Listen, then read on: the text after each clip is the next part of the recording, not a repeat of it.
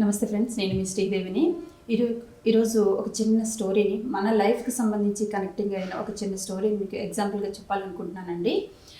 విషయం ఏంటంటే, ఒక స్కూల్లో సైన్స్ టీచర్ పిల్లలకి ఎప్పటికప్పుడు ప్రాక్టికల్స్ అవి చేపిస్తూ ఉంటారు కదా. ఏవైనా యానిమల్స్ని తీసుకొస్తారు, లేకపోతే ఏదైనా ఒక రకమైన లిక్విడ్స్ని అలా ప్రాక్టికల్స్ వాళ్ళకి అందులో ఏదో ఒక ప్రాక్టీస్ చేపించి దాని యొక్క వివరణ ఏంటి అనేది వివరిస్తూ ఉంటారు. సో అలాగే ఆ రోజు క్లాస్ టీచర్ పిల్లలకి వచ్చేసి ఏం తీసుకొచ్చారు అంటే, సీతకొక చిలుక ఇంకా సేపట్లో ఎలా మారబోతుంది అన్నదాన్ని చూపిద్దామని వాళ్ళు ఏం చేశారు, గొంగళ పురుగుని తీసుకొచ్చి ఇచ్చారనమాట పిల్లలకి. గొంగళ పురుగు 2 అవర్స్లో సీతకొక చిలుకగా మారబోయే సమయంలో ఉన్న ఒక గూటిని తీసుకొని వచ్చి ఇచ్చారు. ఇచ్చిన తర్వాత ఎక్స్ప్లెయిన్ చేశారు టీచర్. పిల్లలు, కాసేపట్లో ఇది అందమైన సీతకొక చిలుకగా రాబోతుంది, ఇది కొంచెం పెనుగులాడుతుంది, మీరు కేవలం అబ్జర్వ్ చేయండి, 2 గంటల సమయం పడుతుందని పర్టికులర్గా చెప్పి మరి ఆ టీచర్ 2 అవర్స్ ఇక్కడ జస్ట్ అబ్జర్వేషనే కదా అని పక్క క్లాస్కి వెళ్ళి పిల్లలకి మరో ఎగ్జాంపుల్ చెప్దామని చెప్పేసి అని వీళ్ళకి చెప్పి ఆ మాస్టారు అక్కడి నుంచి వెళ్ళిపోయారు. వెళ్ళిపోయిన తర్వాత ఈ మాస్టర్ చెప్పారు కదా, ఇది పెనుగులాడుతుంది, మనం జస్ట్ అబ్జర్వ్ చేయాలి అంతే అని చెప్పి వెళ్ళారు కదా. పిల్లలందరూ అలాగే శ్రద్ధగా చూస్తున్నారు, ఏం జరుగుతుంది, నెక్స్ట్ ఏం జరుగుతుంది అని. అయితే అందులో ఒక అమ్మాయి గొంగళి పురుగు కష్టపడే విధానాన్ని తను భరించలేకపోతుంది, తట్టుకోలేకపోతుంది. ఎందుకంటే ఆ గూటును పగలగొట్టుకోలేకపోతుంది, బయటికి రావాలని ఆతృత పడుతుంది. కానీ ఈ ఆటంకాలు అన్నీ ఉన్నాయి. అయ్యో పాపం ఎంత కష్టపడుతుందే ఈ గొంగళి పురుగు, మనం ఏదైనా హెల్ప్ చేస్తే బాగుంటుంది అని ఆలోచన తనకు ఆల్రెడీ వచ్చేసింది అనమాట. ఈలోగా నెమ్మదిగా సీతకొక చిలుక రూపం వచ్చేసింది, మొత్తం వచ్చేసింది. కానీ ఇంకా కొంచెం ఆ గూటుని ఇంకా పగలగొట్టుకుంటూ బయటికి రావాల్సిన ఇంకొద్ది సమయం ఉంటే కనుక ఆమె అందమైన సీతకొక చిలుకగా వచ్చేస్తుంది. ఈ తరుణంలోనే జాలి కలిగిన ఒక అమ్మాయి మనసు వచ్చేసి ఆ గూటిని పగలగొట్టేసింది అనమాట. పగలగొడితే సీతకొక చిలుక రూపం అయితే చక్కగానే ఉంది, వచ్చేసి కొంచెం అలా వెంటనే పుట్టిన వెంటనే ఫుల్గా ఎగరలేవు కదా, కొంచెం సమయం పడుతుంది కదా, కొంచెం అలా 2 అడుగులు వేసింది. వేసిన వెంటనే చనిపోయింది. మాస్టర్ వచ్చారు, నేను చెప్పాను కదా అది పెనుగులాడుతుంది, అబ్జర్వ్ చేయండి, మీరెవరు దాన్ని డిస్టర్బ్ చేయొద్దని మరీ చెప్పి వెళ్ళాను కదా, ఎందుకు మీరు హెల్ప్ చేశారు? అలా హెల్ప్ చేయకూడదమ్మా. ఆ పెనుగులాటలోనే, ఆ గూటిని పగలగొట్టే విధానంలోనే దాని రెక్కలకి బలం అనేది చేకూరుతుంది.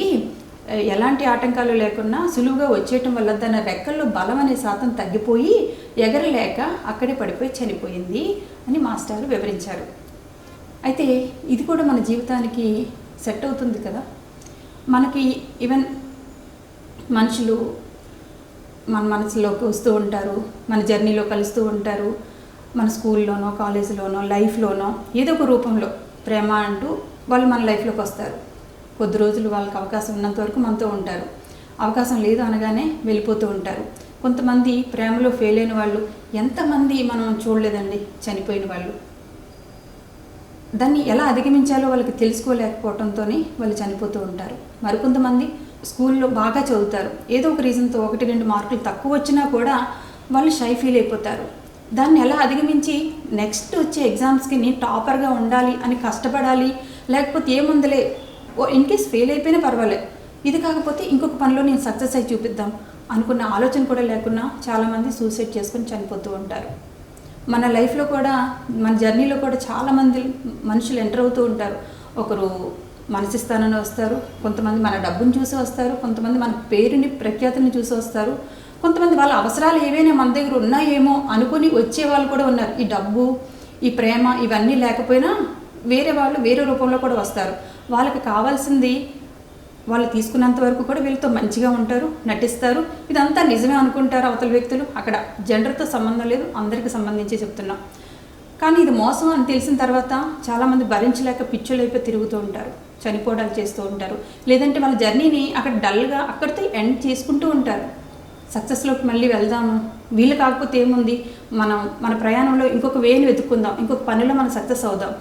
బాయ్ ఫ్రెండా పోతే పోనివ్వండి, హస్బెండా చనిపోయాడా వెళ్ళిపోతే వెళ్ళిపోనివ్వండి, అక్కడితో లైఫ్ ఆగిపోదు కదా. దేవుడు మనల్ని ఏదో మంచి ఉద్దేశంతో పుట్టించాడేమో, మనం ఇంకొక మార్గాన్ని ఎంచుకుందాం, బాగా చదువుకుని మంచి జాబ్ చేసుకుందాం, లేదంటే మనం మంచి బిజినెస్ పెట్టుకొని సక్సెస్ అయి చూపిద్దాం. మనల్ని ఎవరైతే మోసం చేశారో వాళ్ళకి మనం ఏంటో నిరూపించి చూపిద్దాం అని అనుకోరు.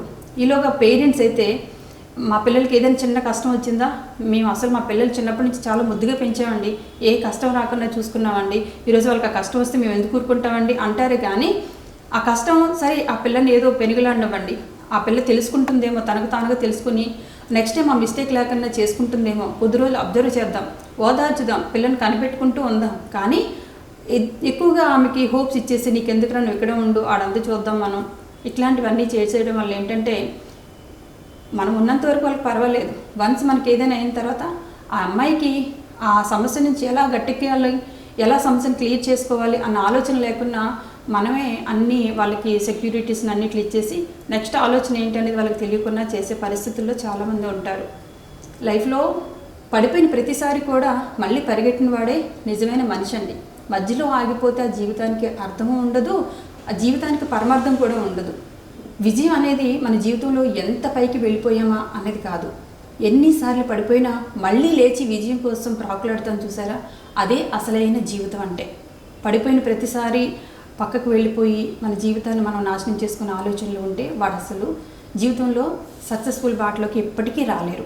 మీరు పడిపోతున్నారా, కొంచెం ఓపిక తెచ్చుకోండి, 2 రోజులు 3 రోజులు నెల రోజులు రెస్ట్ తీసుకొని ఆలోచించుకొని మళ్ళీ అంతకుమించే శక్తిని మీరు మీ బాడీలోకి పుంజుకొని ఎవరైతే మనల్ని దెబ్బతీశారో వాళ్ళని మనం దెబ్బతీయక్కర్లే, భగవంతుడు అనేవాడు చూసుకుంటాడు.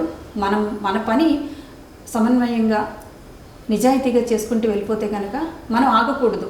పడిపోయిన ప్రతిసారి కూడా బాలుని మనం కిందకు కొట్టి చూడండి, కిందకు కొట్టిన ప్రతిసారి కూడా అంత పైకి వెళ్తుంది. మన జీవితం కూడా అంతే కింద నుంచి పైకి వెళ్ళే స్థాయిలోకి మనం రావాలి. ఇది ప్రతి ఒక్కరి లైఫ్లో కూడా ఇది ఉండాలని నేను మనస్ఫూర్తిగా కోరుకుంటున్నానండి. మీరెందులోనూ డిసప్పాయింట్ కావద్దు. మనం డిసప్పాయింట్ అయ్యామంటే మళ్ళీ దానికి సక్సెస్ అయ్యే రీతిలో మనకు మనమే అన్వయించుకొని మనకు మనమే పాఠాలు నేర్చుకొని మన లైఫ్ ఏంటో మనమేంటో నిరూపించి చూపిద్దాం. Thank you. నమస్తే.